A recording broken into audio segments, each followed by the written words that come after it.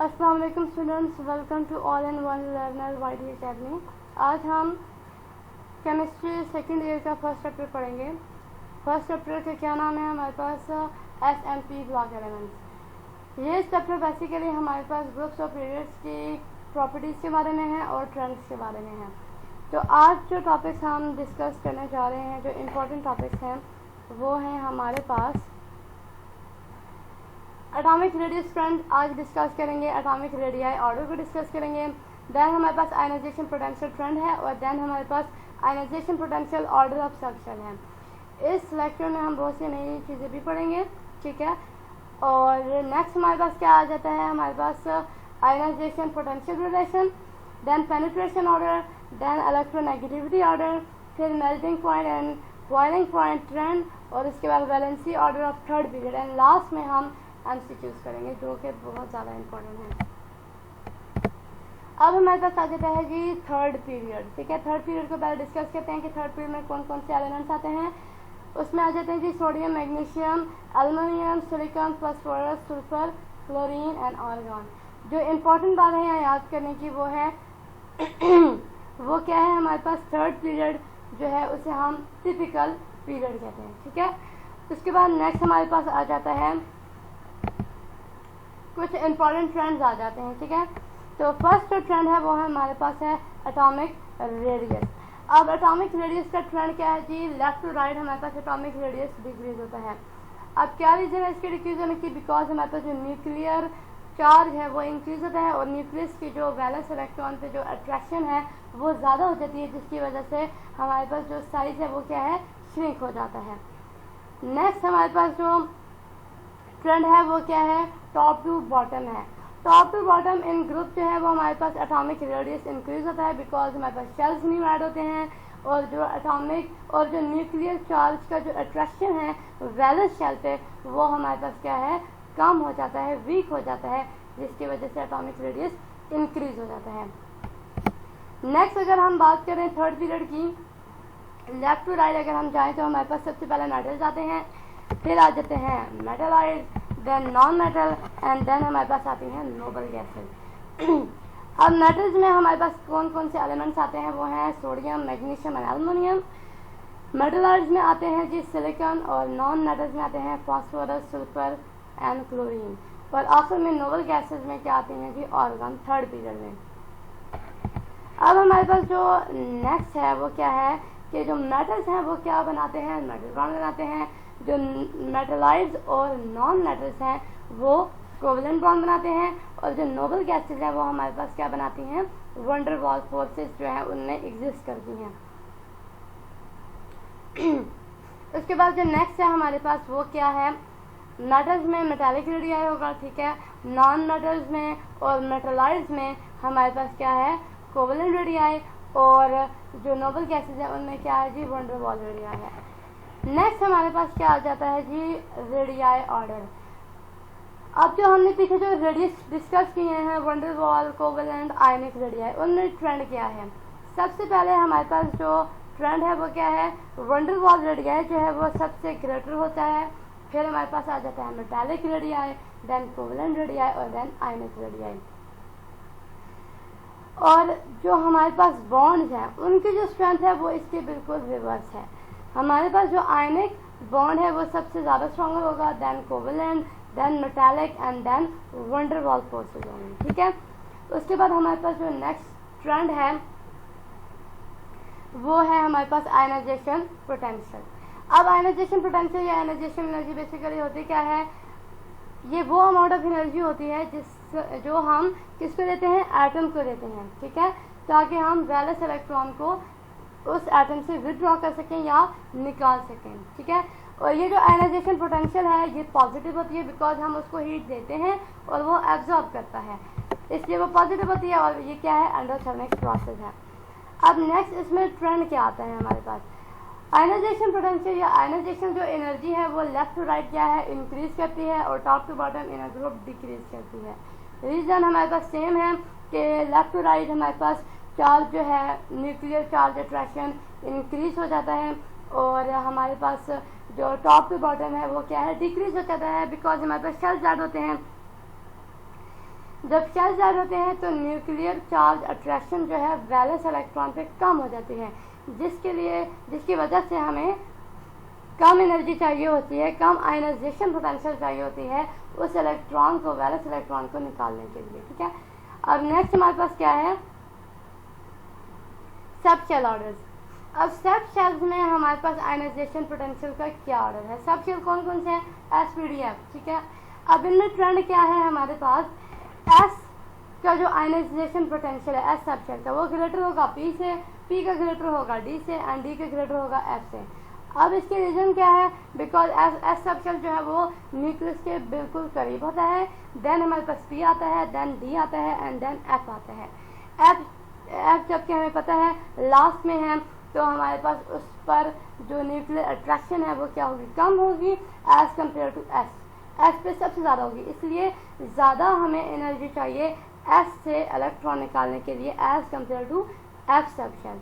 ठीक है, ionization potential 2 से। ठीक है, आयनाइजेशन पोटेंशियल 1 आयनाइजेशन पोटेंशियल 2 से लेस क्यों होगी, बिकॉज अगर हम सपोज करें कि हम एक एटम से, न्यूट्रल एटम से इलेक्ट्रॉन निकालते हैं तो वो क्या हो जाता है, पॉजिटिवली चार्ज हो जाता है, और इस इलेक्ट्रॉन को निकालने के लिए हमें एनर्जी चाहिए होती है, जिसे हम आयनाइजेशन पोटेंशियल या आयनाइजेशन एनर्जी कहते हैं। ठीक है, अब अगर हम उस पॉजिटिवली चार्ज एटम से एक और इलेक्ट्रॉन निकालना चाहें तो हमें ज़्यादा एनर्जी की ज़रूरत होगी, बिकॉज क्योंकि हमारे पास उस एटम पर जो न्यूक्लियर पॉजिटिव चार्ज है वो इंक्रीज हो जाएगा।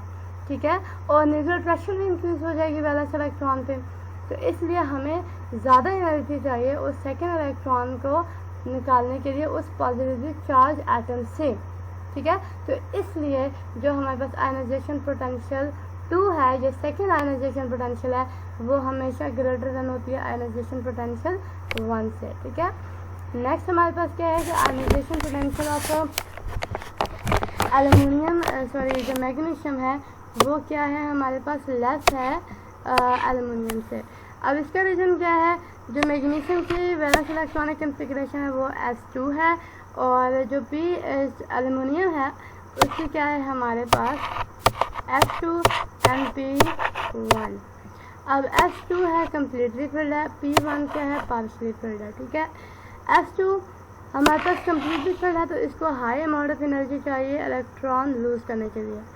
अब यहाँ पर P जो है वो पार्शली फिल्ड है, हाफ फिल्ड नहीं है, पार्शली फिल्ड है, तो इससे लेस अमाउंट ऑफ एनर्जी चाहिए इलेक्ट्रॉन लूज करने के लिए, क्योंकि ये अनस्टेबल है as compare to this one, mean इसकी स्टेबिलिटी लेस है as compare to S sub shell. ठीक हो गया, इसलिए P सब शेल से इलेक्ट्रॉन निकालना इजी है as compare to this S sub shell of magnesium.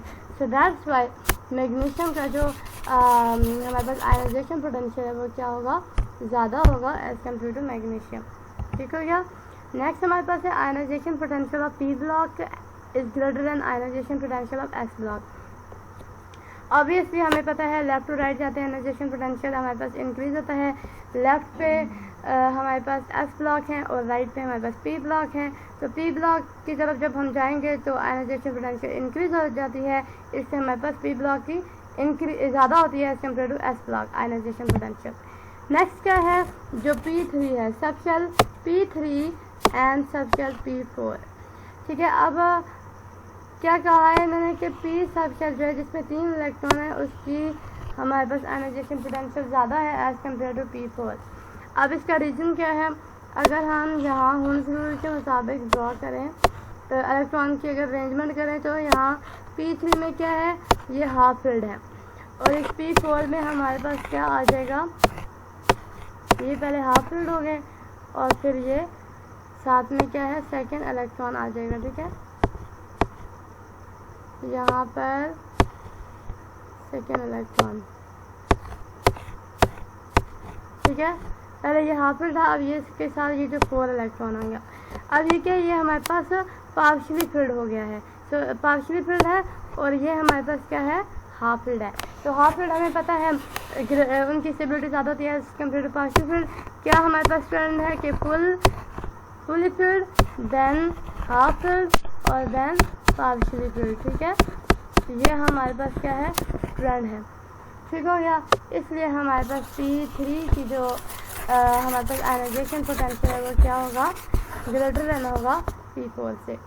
ठीक, अब नेक्स्ट जो है वो हमारे पास क्या है, वही हाफ फील्ड है, हाफ फील्ड और मोर स्टेबल। अब आयनाइजेशन पोटेंशियल जो है वो इसकी डायरेक्टली प्रोपोर्शनल है स्टेबिलिटी के। ठीक हो गया। नेक्स्ट हमारे पास क्या आ जाता है, आयनाइजेशन पोटेंशियल रिलेशन।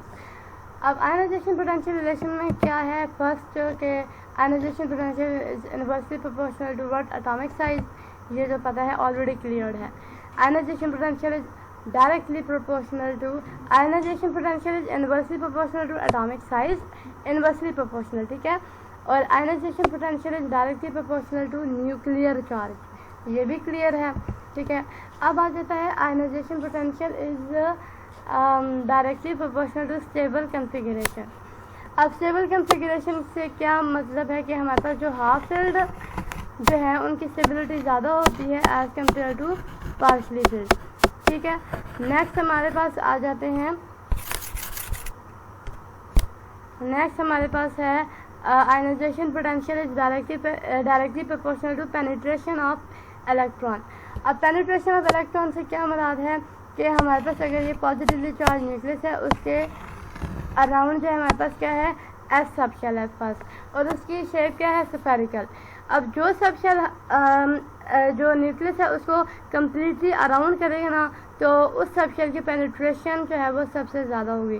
तो एस सब शेल जो है कम्प्लीटली सराउंड करता है तो उसकी जो पेनिट्रेशन है वो सबसे ज़्यादा होगी, तो आयनाइजेशन पोटेंशियल भी इसके सबसे ज़्यादा होगा।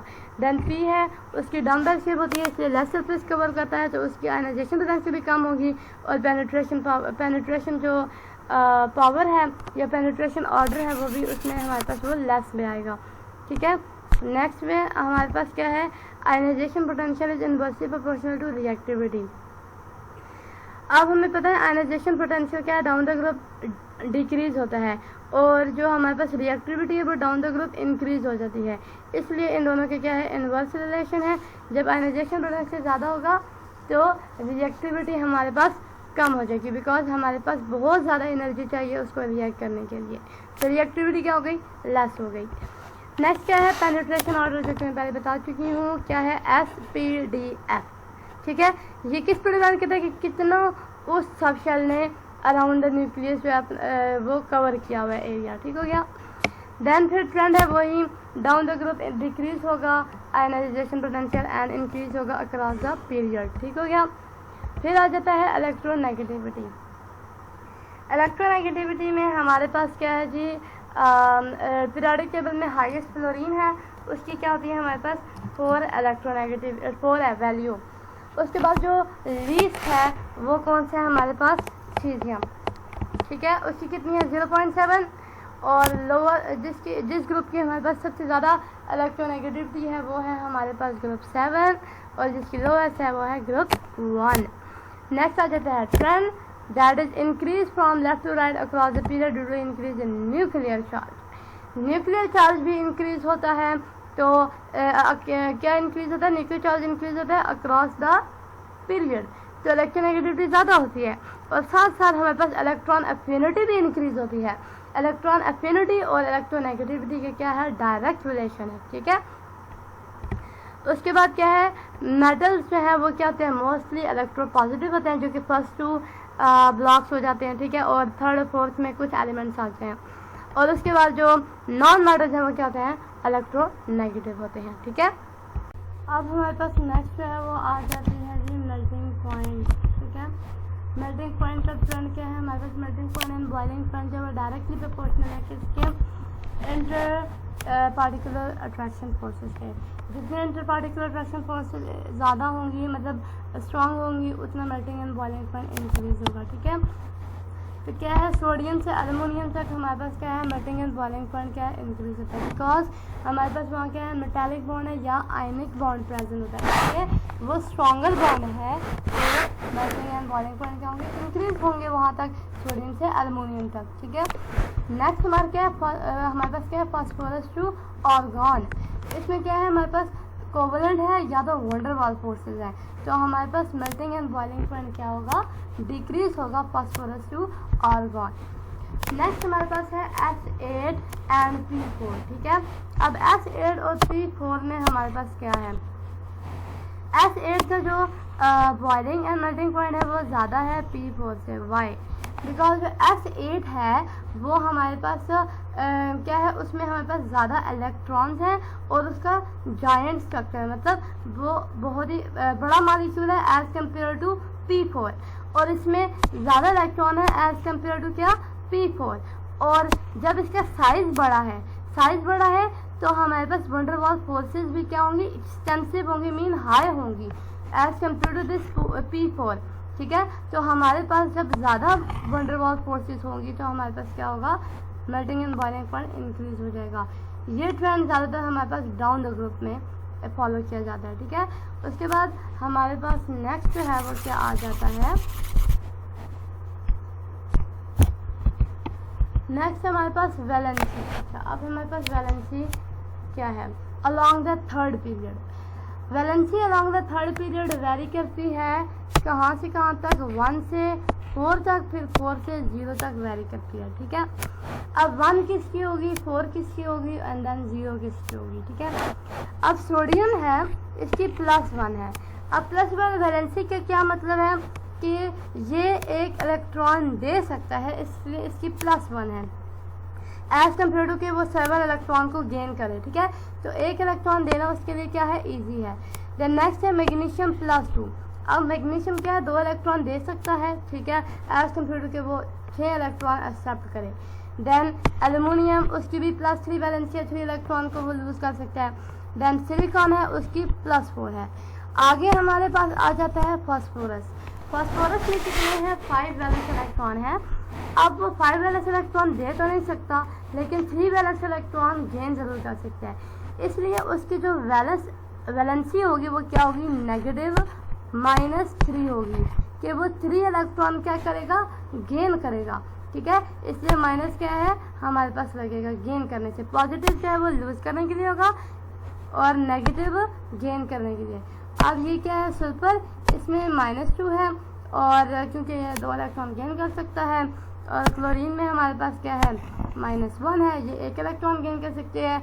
और आर्गॉन में क्या है, 0 है, बिकॉज ना तो ये इलेक्ट्रॉन गेन करेगी ना ये इलेक्ट्रॉन देगी, इसलिए इसकी वैलेंसी क्या होगी, 0 होगी, ठीक है। उसके बाद जो नेक्स्ट है वो हमारे पास क्या है जी, 1 मिनट, नेक्स्ट हमारे पास आ जाते हैं जी MCQ, ठीक है। तो अब जो हमारे पास MCQs हैं वो क्या क्या है, फर्स्ट MCQs है हमारे पास ऑर्डर ऑफ एटॉमिक रेडियाई। अब हमारे पास ऑप्शंस हैं, फ्लोरीन का हमारे पास क्या है, लेस देन है लिथियम से, फिर लेस देन है सोडियम से, और फिर लेस है पोटासियम से। मीन फ्लोरीन का क्या है, कम है लिथियम से, फिर देन सोडियम से या पोटासियम से, ये ऑप्शन है। फिर सेकेंड है फ्लोरीन का ग्रेटर है लिथियम से, लिथियम का ग्रेटर है सोडियम से, एंड सोडियम का ग्रेटर है पोटासियम से। थर्ड आ गया जी, फ्लोरीन का ग्रेटर है लिथियम के से, लिथियम का ग्रेटर है पोटासियम से, पोटासियम का ग्रेटर है सोडियम से, एंड देन लास्ट है नॉन। तो इसमें से कौन सा हमारे पास करेक्ट है, करेक्ट आंसर जो है वो हमारे पास क्या है, ए है। वाई? अब फ्लोरीन है, फ्लोरीन हमारे पास पीरियोडिक टेबल में ऐसा एलिमेंट है जिसका सबसे स्मॉलेस्ट साइज है, ठीक है। उसके बाद क्या आ जाती है, लिथियम। लिथियम का स्मॉलर साइज है as compare to this sodium and potassium. हमें पता है डाउन द ग्रुप क्या है, हमारे पास एटॉमिक साइज इंक्रीज होता है। अब ये लिथियम जो है ये क्या आता है, फर्स्ट पे आता है, फिर सोडियम आता है, और फिर आता है हमारे पास पोटासियम। फ्लोरीन का तो ऑलरेडी हमारे पास स्मॉलर साइज है, ठीक है। उसके बाद देखते हैं लिथियम को, फिर सोडियम और फिर पोटासियम। अब लिथियम यहाँ ऊपर है, ठीक है, ग्रुप के पहले नंबर में से आता है, फर्स्ट ग्रुप के, तो हमारे पास इसका स्मॉलर साइज होगा। देन सोडियम है, उसका इससे ज़्यादा होगा। देन पोटासियम है, उसका सोडियम से ज़्यादा होगा। तो ये ट्रेंड हमारे पास फॉलो होगा, ठीक है। इसलिए हमारे पास जो पहला ऑप्शन है वो करेक्ट है। अब नेक्स्ट हमारे पास क्या है, in periodic table ionization potential highest and lowest किसके लिए होगा, नियॉन और लिथियम के लिए, रेडॉन और सीजियम के लिए, या हमारे पास होगा हीलियम और सीजियम के लिए। और नेक्स्ट जो है वो हमारे पास क्या है, आर्गॉन और सीजियम के लिए। तो इसमें हमारे पास ये क्या आता है, जो आयनाइजेशन पोटेंशियल है ना वो हमारे पास हाईएस्ट होगा किसके लिए, हीलियम के लिए, हीलियम के लिए हाईएस्ट होगा। अब हमें पता है आयनाइजेशन पोटेंशियल किसके डायरेक्टली प्रोपोर्शनल है, एटॉमिक साइज के, और हमारे पास एटॉमिक साइज की क्या है, इनवर्सली प्रोपोर्शनल है। इनवर्सली प्रोपोर्शनल कैसे है कि अगर हमारे पास स्मॉलेस्ट साइज होगा, ठीक है, तो हमारे पास उसका आयनाइजेशन पोटेंशियल क्या होगा, सबसे ज़्यादा होगा, और अगर हमारे पास लार्जेस्ट साइज होगा तो आयनाइजेशन पोटेंशियल कम होगा, ठीक है। इसलिए अगर हम यहाँ पर देखें helium, neon, argon and radon, अब इस 8 ग्रुप में हमारे पास जो हीलियम है वो टॉप पे होता है, किस पे होता है, टॉप पे। इसलिए इनके अमंग नियॉन, रेडॉन और आर्गन के अमंग जो है वो हमारे पास हीलियम का जो है वो क्या होगा, साइज सबसे स्मॉलर होगा, ठीक है। फिर आ जाता है lithium, caesium, caesium and caesium, ठीक है। अब हमारे पास क्या है, लिथियम का स्मॉलर साइज है और सीजियम का लार्जर साइज है, लेकिन जो आयनाइजेशन पोटेंशियल है ना वो हमारे पास लोएस्ट किसके लिए होगा, सीजियम के लिए। क्यों सीजियम के लिए लोएस्ट होगा, बिकॉज इसका साइज बड़ा है, इसलिए हमारे पास हाईएस्ट होगा हीलियम के लिए और लोएस्ट होगा सीजियम के लिए। अब हीलियम के लिए हमारे पास कितना है, 1500 हमारे पास इसका आयनाइजेशन पोटेंशियल है हीलियम के लिए, और जो सीजियम है उसका हमारे पास कितना है जी, उसका है हमारे पास 3.99 है, ठीक है। हमारे पास सबसे लोएस्ट किसका है, सीजियम का। अब नेक्स्ट हमारे पास आ जाता है, नेक्स्ट हमारे पास है जी एमसीक्यूज के ionization potential of potassium is 2.4 electron volt and it's, और जो उसका इलेक्ट्रॉन अफिनिटी है, ठीक है, उसकी जो इलेक्ट्रॉन अफिनिटी है वो क्या होगी, पोटेशियम की आयनाइजेशन पोटेंशियल कितनी है, 2.4, तो उसकी इलेक्ट्रॉन अफिनिटी क्या होगी। फर्स्ट ऑप्शन है +2.4, सेकेंड है -2.4, थर्ड है हमारे पास +4.8 और डी है हमारे पास -2.8। तो आयनाइजेशन पोटेंशियल और इलेक्ट्रॉन अफिनिटी बिल्कुल सेम चीज़ें हैं, लेकिन इलेक्ट्रॉन अफिनिटी के साथ क्या है, नेगेटिव साइन आएगा, इसलिए जो आयनाइजेशन पोटेंशियल होगा वही इलेक्ट्रॉन अफिनिटी होगी, लेकिन विद अपोजिट साइन। ये अगर पॉजिटिव है तो ये क्या होगी, ये नेगेटिव। आयनाइजेशन जो इलेक्ट्रॉन अफिनिटी सॉरी जो होती है वो हमारे पास हमेशा नेगेटिव में लिखी जाती है, ठीक है। तो हमारे पास आंसर क्या होगा, आ जाएगा बी। नेक्स्ट क्या है, करेक्ट ऑर्डर बताएं किसका, आयनाइजेशन पोटेंशियल का। तो फ्लोरीन जो है वो उसका सबसे ज़्यादा है as compare to helium, then neon, then nitrogen and oxygen. Second है helium, fluorine, nitrogen and oxygen. Third C है जो है हमारे पास क्या है, helium, fluorine, oxygen, nitrogen, and D जो है हमारे पास क्या है, नन है। अब इसमें से हमारे पास कौन सा ऑप्शन होगा, आयनाइजेशन पोटेंशियल ऑब्वियसली हमारे पास किसका ज़्यादा होगा, जिसका साइज कम होगा। तो हीलियम का साइज हमारे पास क्या है, कम है, ठीक है, हीलियम की साइज क्या है हमारे पास, कम है। अब अगर हम देखते हैं, ठीक है, हीलियम में क्या है, लास्ट इलेक्ट्रॉनिक कॉन्फ़िगरेशन s2 है, और फ्लोरीन में क्या है हमारे पास p5 है, और जो नाइट्रोजन है उसमें क्या है, लास्ट इलेक्ट्रॉनिक कॉन्फ़िगरेशन हमारे पास p3 है, ठीक है, 3 है, और ऑक्सीजन में हमारे पास क्या है जी, p4 है। अब क्या है, ये जो है वो स्टेबल है, ठीक है, तो ये स्टेबल है तो इसके सबसे ज़्यादा होगा। देन अगर हम देखते हैं फ्लोरीन, नाइट्रोजन एंड ऑक्सीजन, ये भी अनस्टेबल है, ये हाफ फिल्ड है तो स्टेबल है, ये p4 पार्शियल फिल्ड है। लेकिन यहाँ पर एक्सेप्शनल केस क्या है कि फ्लोरीन जो है उसका साइज सबसे स्मॉल होता है, इसलिए ये क्या है, इसका आयनाइजेशन पोटेंशियल ग्रेटर होगा नाइट्रोजन से, ठीक है। देन फिर नाइट्रोजन आएगा और देन फिर ऑक्सीजन आ जाएगा, क्योंकि ये पार्शियली फिल्ड है, इसका लेस होगा, फिर ये, और इसका क्यों ज़्यादा होगा, इससे बिकॉज इसका साइज सबसे स्मॉलर है, इसलिए और हीलियम जो है उसका साइज भी स्मॉल है और स्टेबल इलेक्ट्रॉनिक कन्फिग्रेशन है, कौन सी, वैलेंस इलेक्ट्रॉनिक कन्फिग्रेशन, इसलिए helium, fluorine, nitrogen and oxygen. And last बात बस, ठीक है। तो ये था आज का लेक्चर। Thank you.